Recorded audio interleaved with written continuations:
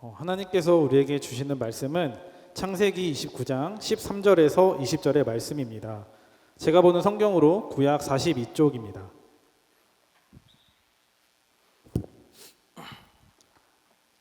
이제 창세기 29장 13절에서 20절의 말씀을 봉독하겠습니다. 다 함께 일어나셔서 하나님의 말씀을 경청하시기 바랍니다. 라반이 그의 생질 야곱의 소식을 듣고 달려와서 그를 영접하여 안고 입맞추며 자기 집으로 인도하여 드리니 야곱이 자기의 모든 일을 라반에게 말하매 라반이 이르되 너는 참으로 내 혈육이로다 하였더라. 야곱이 한 달을 그와 함께 거주하더니 라반이 야곱에게 이르되 내가 비록 내 생질이나 어찌 그저 내 일을 하겠느냐. 내 품삯을 어떻게 할지 내게 말하라.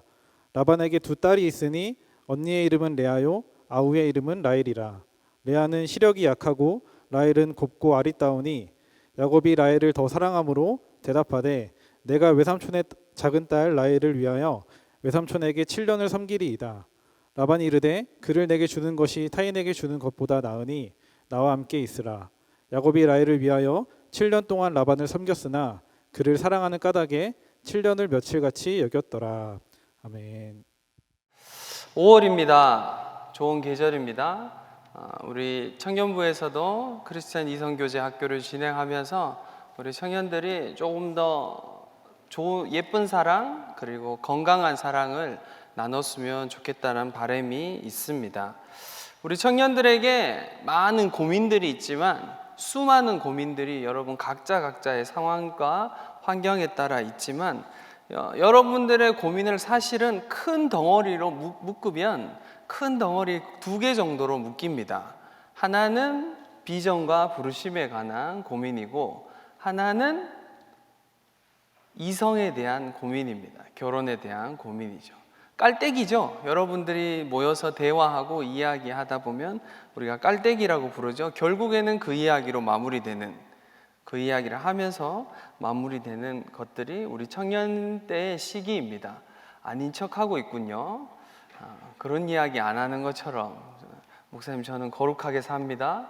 아니죠. 여러분 청년 때 이성에 대한 관심을 가지고 있는 것은 당연히 건강한 것이고 그리고 당연한 것입니다. 이상한 것이 아닙니다. 청년 여러분, 특히 일청 여러분 교제하시기 바랍니다. 아멘을 아무도 안 하는군요. 아버지, 믿음이 없으면 안 되는데 올해는 어떻게든 교제를 하는 은혜가 있길 바랍니다. 누군가를 만난다는 거, 어떤 사람을 만나고 사랑이란 감정을 가진다는 것, 누군가를 좋아한다는 것은 금방 제가 이야기한 것처럼 지극히 좋은 감정입니다. 그 감정을 어떻게 흘려보내고 어떻게 나누고 어떻게 관계하는지가 중요한 것이죠. 우리는 누군가를 만나고 싶어하고 또 그 만난 사람과 함께 우리의 삶을 어떻게 이어나가고 관계를 성숙시켜 나갈지에 대해서 고민합니다. 그래서 여러분 공부하셔야 됩니다. 이성교제 학교에 신청하지 못한 여러분 다음엔 꼭 해야 됩니다.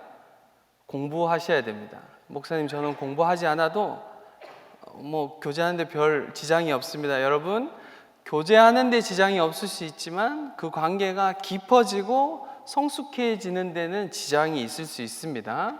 결혼을 하고 가정을 이루고 관계가 더 깊어지고 성장하는 것은 꽤 다른 이야기입니다. 누군가를 사랑하는 것은 그만큼 우리에게 어려운 일입니다. 그렇죠? 누군가를 있는 그대로의 그 사람을 사랑한다라는 문제는 우리 안에 정말 어려운 일입니다. 왜냐하면 우리는 자기 중심적인 사람이기 때문입니다. 나 중심적으로 누군가를 보고 나 중심적으로 생각하고 내가 사랑한다 느껴야 누군가를 사랑할 수 있기 때문입니다. 여러분 그렇게 사랑하고 헤어지기 너무 싫어서 너무너무 사랑해서 우리는 결혼하고 또 우리가 많이 보는 커플들은 그렇게 사랑했는데 어느 날 헤어지기도 하고 결혼했음에도 불구하고 이혼하는 것까지 가게 되는 것을 우리가 주변에서 볼 수 있습니다. 왜 그럴까요? 관계에 대해서 배우지 않고 사랑에 대해서 사랑이 무엇인지 배워보지 못했기 때문입니다. 사랑과 어떻게 관계해야 되는지, 그리고 사랑이 무엇인지 알지 못하기 때문입니다. 우리 사랑하는 우리 청년들은 사랑이 어떤 것인지, 자신을 사랑하고 사람을 사랑하고 관계가 성숙하고 성장해 가는 것이 어떤 것인지 알아가는 모든 청년들 되기를 바랍니다. 오늘 야곱은 800km라는 긴 거리를 와서 하란에 도착합니다. 오늘 본문에서 야곱은 운명적인 사람을 만납니다. 운명이란 단어를 싫어합니다, 저는. 그렇지만 지금 오늘은 조금 써도 될 것 같아요. 야곱이 처음 하란에 도착해서 만났던 여인이 라헬이기 때문입니다. 라헬을 만납니다. 그리고 그 사람이 평생 자신이 사랑하고 그 자신과 함께 동행할 배우자가 될 사람이었지요. 라헬을 만납니다. 그래서 우리 표현으로 운명 같은 만남이라고 조금 표현할 수도 있을 것 같습니다. 야곱은 800km라는 형의 죽음이라는 두려움, 그리고 다른 사람에게 그 긴 거리를 혼자 걸어가야 된다는 외로움, 사방에 있는 사람들, 아무도 모르는 사람들, 그리고 한 번도 가지 못했던 그 길을 가면서 외로움과 두려움 속에서 그 길을 한 달이 넘는 기간을 걸어서 하란에 도착합니다.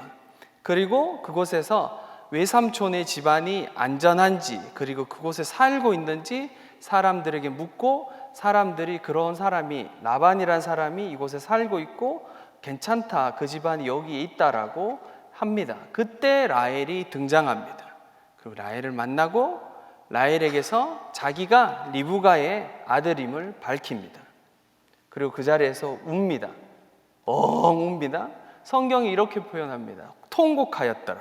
그러니까 야곱이 눈물을 흘리는 정도가 아니라 소리 내어서 울었다라는 이야기입니다. 야곱이 라헬 앞에서 그렇게 울어요. 그리고 내가 리브가의 아들입니다 라고 밝히고, 라헬이 가서 아버지 라반에게 야곱이라는 사람, 우리 고모죠. 라헬에게 있어서는 고모죠. 고모의 아들이 왔다라고, 생질 우리 친척이 왔다라고 알립니다. 그리고 오늘 13절이 시작됩니다. 라반이 그 이야기를 듣고 가서 야곱을 만납니다. 여러분, 이때부터 야곱이 라반과 동행하는 시간을 가지게 됩니다.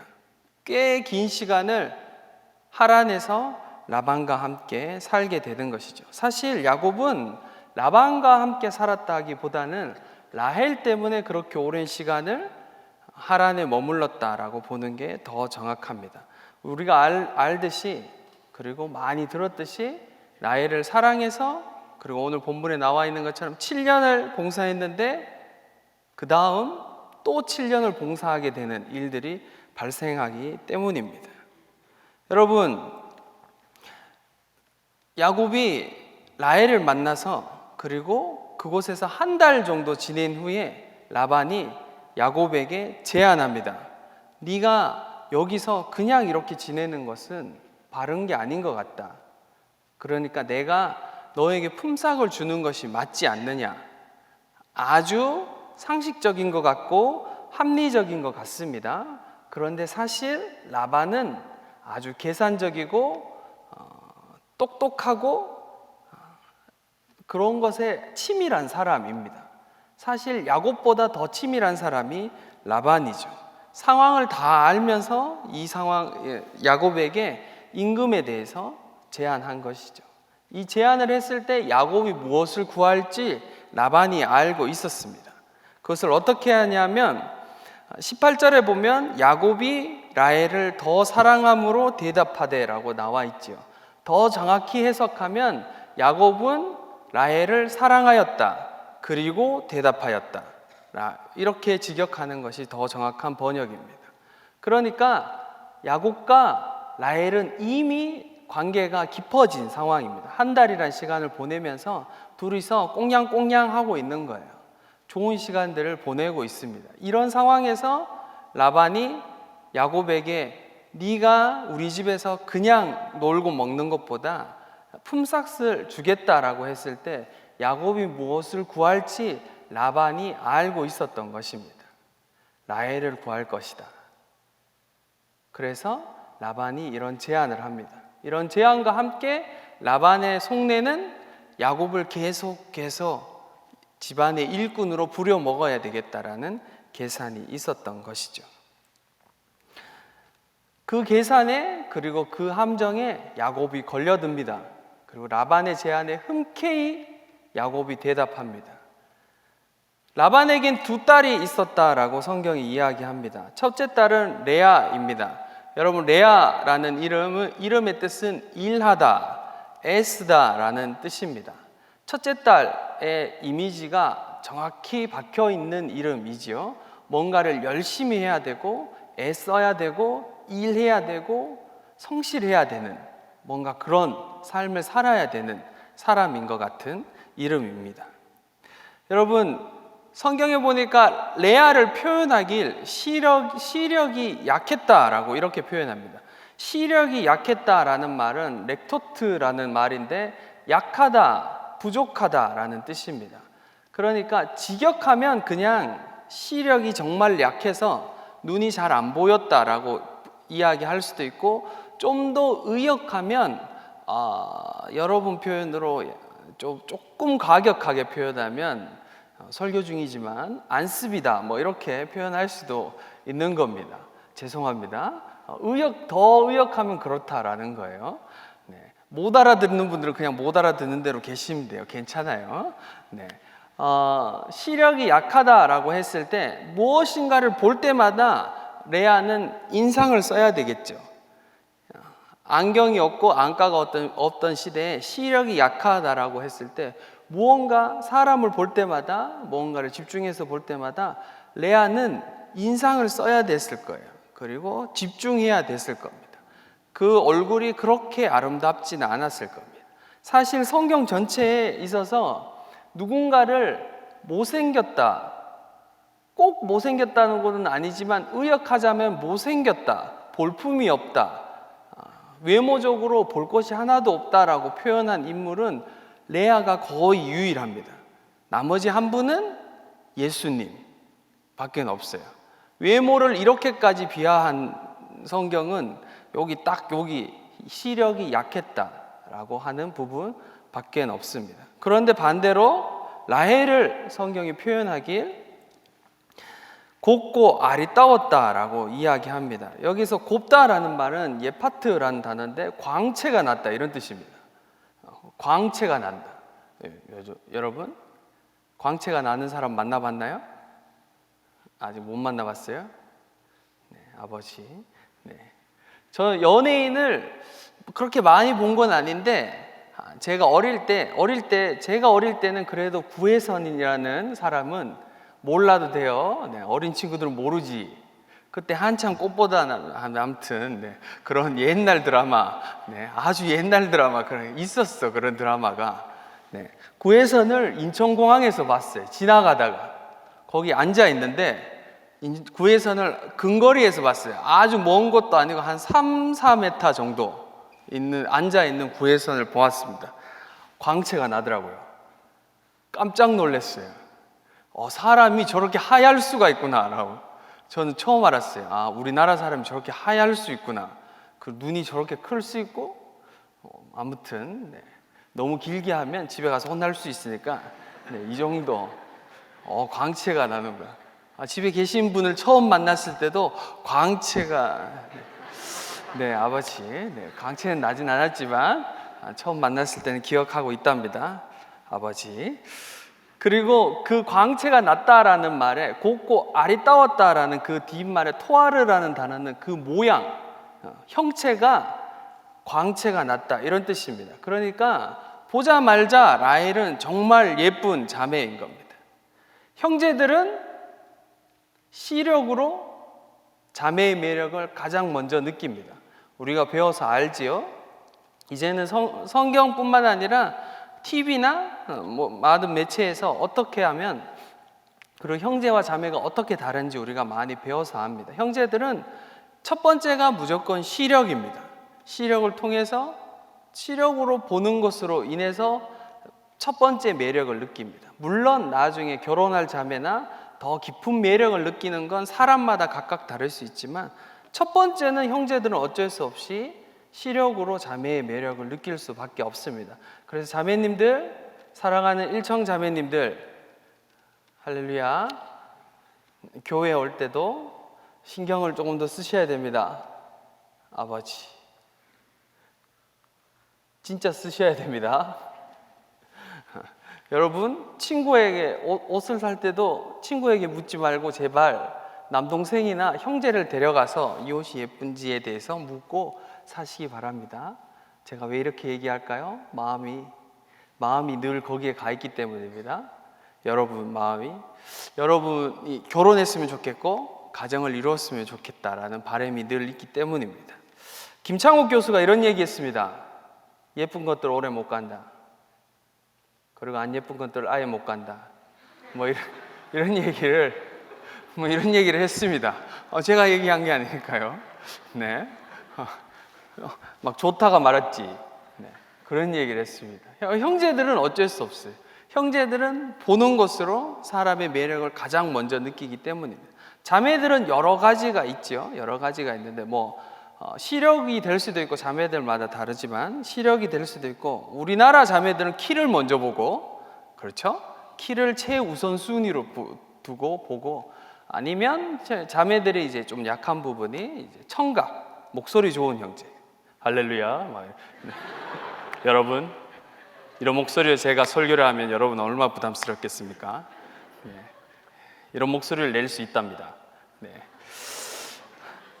청각이나 그리고 원래 목소리로 설교를 해야 되네요. 이런 목소리 처음 들었나요, 제가? 제 목소리를 처음 들으면 사람이 놀랍니다. 얼굴이 험악한데 목소리가 너무 가벼워서 깜짝깜짝 놀라는데, 네. 청각이나 후각에서도 자매들은 여러 감각으로 사랑을 느낀다고 합니다. 처음 받아들일 때. 어쨌든 야곱은 처음 라헬을 보자마자 거의 사랑에 빠졌다고 보시면 됩니다. 처음 보자마자 사랑에 빠진 것. 그래서 헤어나오지 못합니다.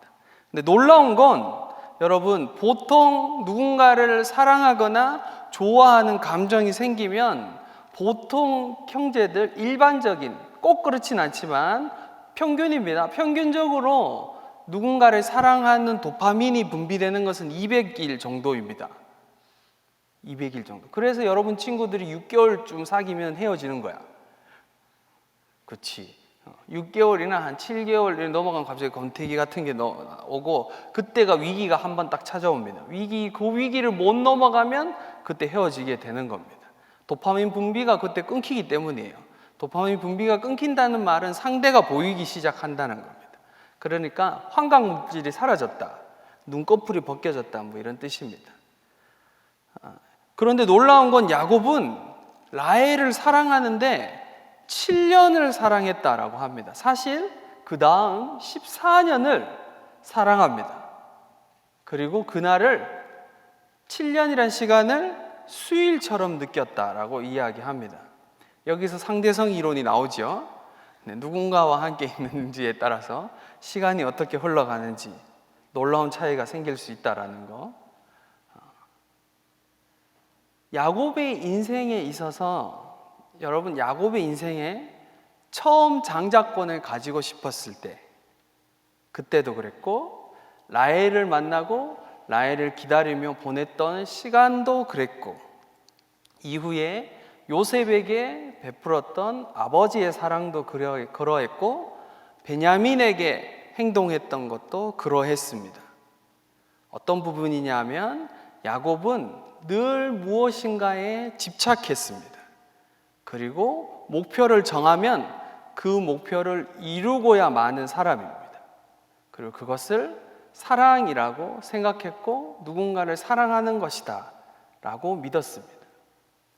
여러분, 오늘 야곱이 잘 풀려서 야곱이 라헬을 사랑했지만 라헬이 만약에 야곱을 거절했다면 어떻게 됐을까요? 거절했다면 제가 보기에 야곱은 스토커가 되었습니다. 제가 보기에 야곱은. 끝까지 포기하지 않았을 거예요. 어떻게든 라헬의 마음을 얻기 위해서, 라헬과 결혼하기 위해서 수단과 방법을 동원했을 겁니다. 여러분, 사랑에는 많은 형태들이 나타날 수 있는데 사람마다 누구나 무엇인가로 채우려고 하는 것들이 있죠. 여러분, 우리가 자라오면서 영향을 받는 부모님으로부터, 권위자로부터, 그리고 인격을 형성해 가는 과정에서 누군가로부터 받는 학대나 아니면 반대로 결핍으로 인해서 우리 안에 다른 형태의 사랑으로 드러날 때가 있습니다. 야곱은 결핍으로 드러난 것이죠. 결핍으로 드러났기 때문에 그것을 가져야 되는 것입니다. 가지지 않으면 만족할 수 없는 거예요. 그리고 만족할 줄 모릅니다. 더 정확히 이야기하면 야곱은 거기에서 멈출 줄 모릅니다. 사랑하는 청년 여러분, 여러분은 어떻습니까? 누군가와 관계할 때, 누군가와 사랑할 때 여러분은 어떻게 관계를 맺고 어떻게 사랑을 나누고 그 사람과 관계를 형성해 가십니까? 여러분, 건강한 관계, 하나님 안에서 건강한 이성교제와 가정을 이루기 위해서는 그 무엇보다도 사랑을 알아야 되고, 그 사랑은 누구로부터 알아야 되냐면 하나님으로부터 알아야 됩니다. 그리고 내가 어떤 존재인지 알아야 상대가 어떤 존재인지 알 수 있습니다. 내가 나를 귀하게 여기지 않고 사랑하지 않는 사람이 누군가를 사랑할 수 없는 것이죠. 사랑하는 청년 여러분, 여러분 각자를 귀하게 여기고 사랑할 줄 알아야 됩니다. 저도 예수님을 만나기 전까지는 저를 사랑할 줄 몰랐습니다. 나를 사랑하거나 귀하게 여긴다는 것이 어떤 것인지 사실 피부로 와닿게 경험해 본 적이 없습니다. 조금 죄송한 이야기지만 부모님은 한다고 하셨을 것입니다. 경상도 분이셔서 경상도 문화권 안에서 하신다고 하신 것 같습니다. 그래서 그렇다고 해서 폭력적이거나 제가 학대를 받거나 이렇진 않았어요. 그런데 여전히 제 마음 깊은 곳에서는 내가 사랑받거나 귀한 존재라는 것을 느낀 적이 자라면서 거의 없었습니다. 그래서 저는 저를 귀하게 여길 줄 몰랐습니다. 저는 저를 막 대해도 되는 줄 알았습니다. 막 굴려도 괜찮다라고 느꼈습니다. 그래서 누군가를 대할 때도 그렇게 대해도 된다라고 생각했던 것이죠. 그런데 예수님을 만나고 나를 온전히 사랑하시는 분이 어떤 것인지, 내가 용납받는 것이 어떤 것인지, 내가 귀함을 받는 것이 어떤 것인지 배우기 시작했어요. 그리고 좋은 공동체를 만나서 그 공동체에서 사람들과 함께 교제하고 관계하면서 그 사람들을 사랑하고 그 사람들이 나를 아끼고 사랑함으로 내가 사람을 사랑하고 아끼는 것이 어떤 것인지 배우기 시작했습니다. 여러분, 사람은 사랑을 먹고 자랍니다. 우리 모두는 사랑을 먹고 자라게 되어 있습니다. 온전한 사랑, 완전한 사랑은 사람이 줄 수 없습니다. 그렇지만 제가 아는 것은 아까 이야기한 것처럼 믿음의 공동체 안에서 사랑하는 사람들과 관계하면서 사랑을 배울 수 있고 관계를 배울 수 있습니다. 우리 안에 우리의 삶에 많은 사랑들이 있는데 그 사랑들 중에 우리의 삶에 남는 사랑, 우리의 삶에 흔적으로 남아있는 사랑은 여러분 희생을 동반하게 되어 있습니다.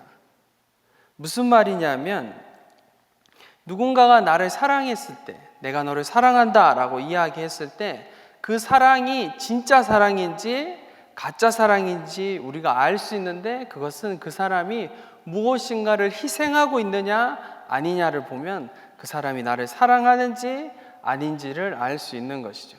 여러분 삶에 그렇게 흔적으로 남아있는 사랑이 어떤 사랑입니까? 대부분 부모님의 사랑이죠. 형제들이 군대에 가면 그렇게 효자가 됩니다. 훈련소 때만. 자대 배치받으면 조금 덜해집니다. 훈련소 때 그렇게 효자가 됩니다. 어머니의 사랑이 부모님으로부터 보호받는 것이 어떤 것인지 그때 뼈저리게 느끼거든요. 유격장에서 막 그렇게 굴리다가 갑자기 누워놓고 어머니 은혜를 부르게 해버립니다. 갑자기. 그럼 다 울지. 모두 다 울어요. 나 실제 이러면서 다 울게 되는 거예요.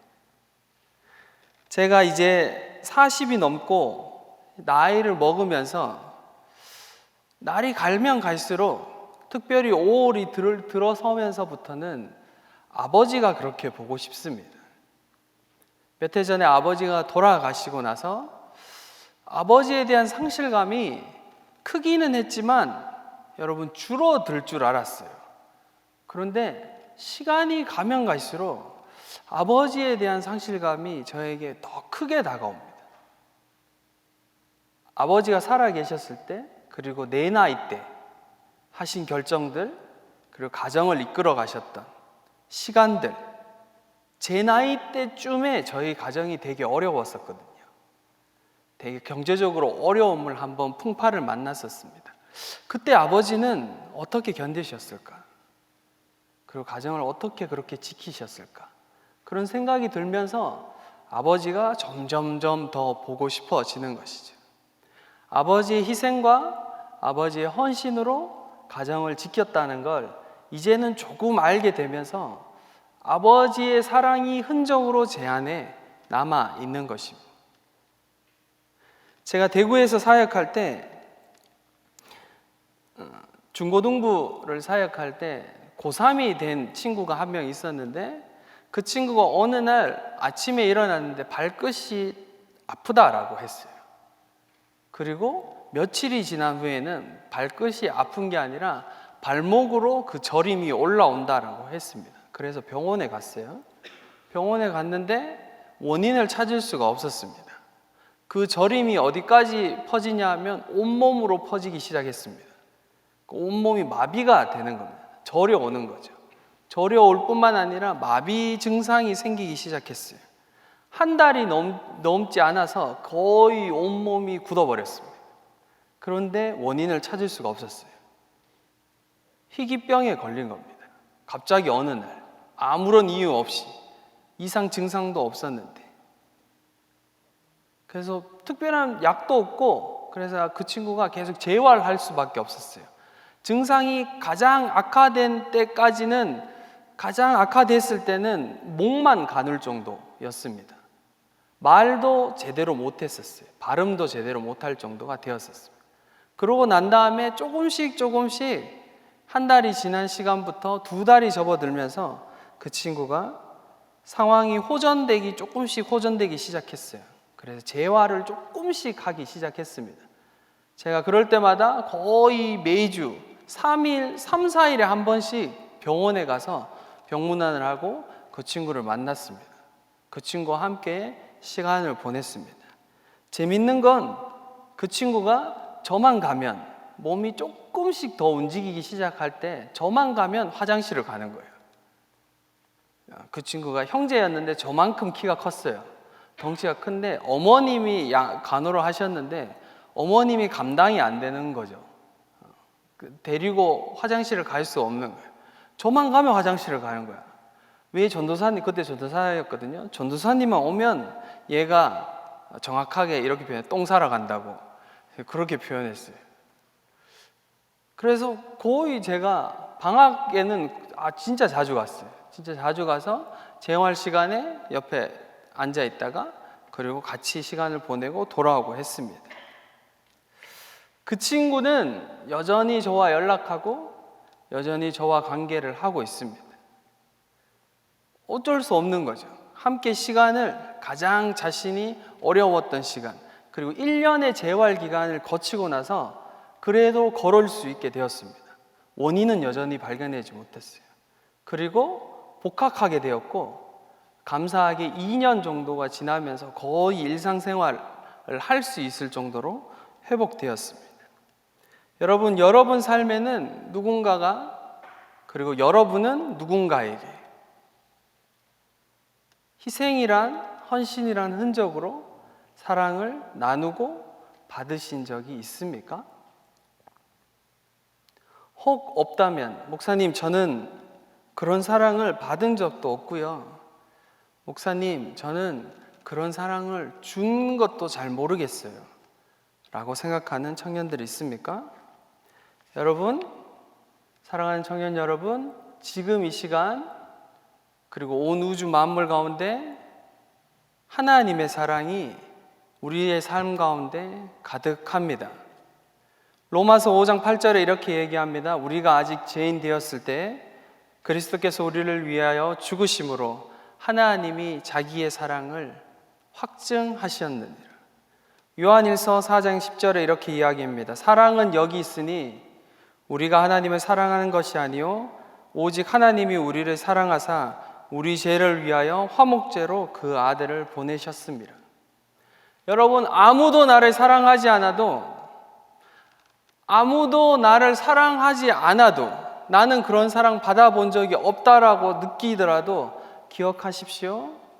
우리가 느끼든 느끼지 않던 지금 이 시간 여러분이 이곳에 부르시고 예배 자리에 나오게 하시고 내가 너를 사랑하여서 생명 주었다라고 하시는 분이 계심을 기억하시기 바랍니다.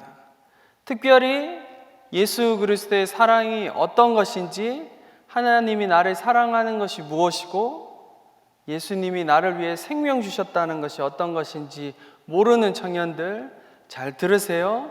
여러분이 오늘 여기에 앉아 있는 것은 우연이 아닙니다.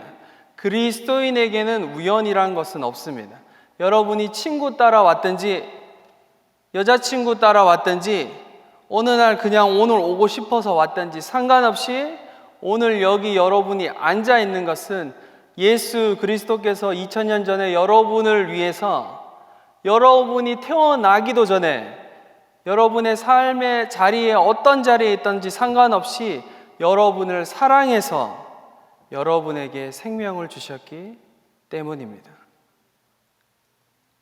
그러지 않으면 이 중에 누구도 여기에 와서 이 시간에 앉아 있을 수 있는 사람은 없습니다.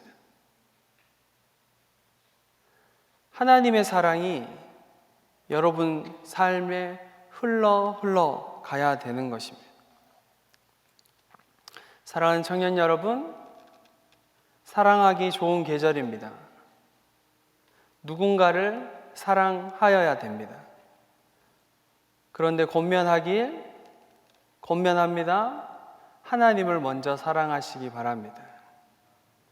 하나님을 먼저 사랑하고 하나님으로부터 사랑받는 것이, 용납받는 것이 무엇인지 알고 깨달아야 됩니다. 그래야 누군가를 진짜 사랑할 수 있는 것입니다.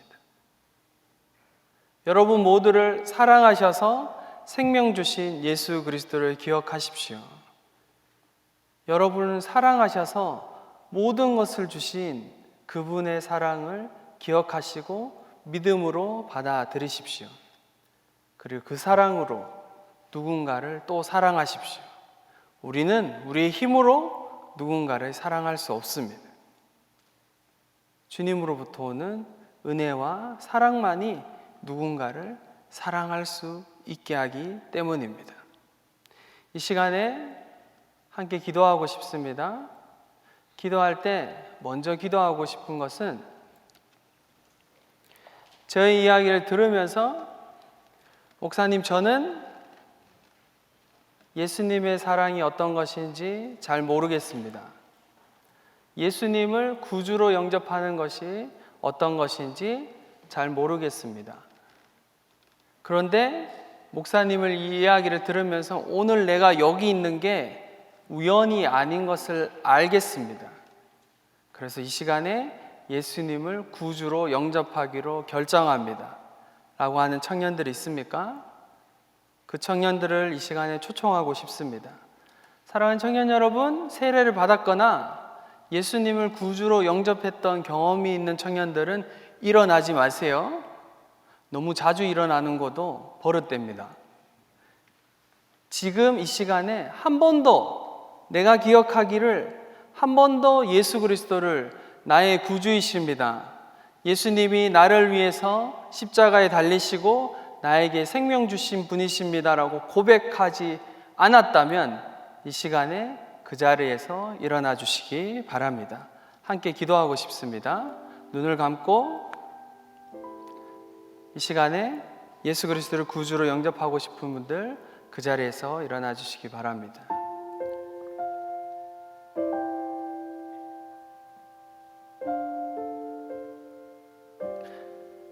저를 따라 기도하시기 바랍니다. 눈을 감고 그런 마음이 있는 분들 눈을 감고 저를 따라 기도하십시오.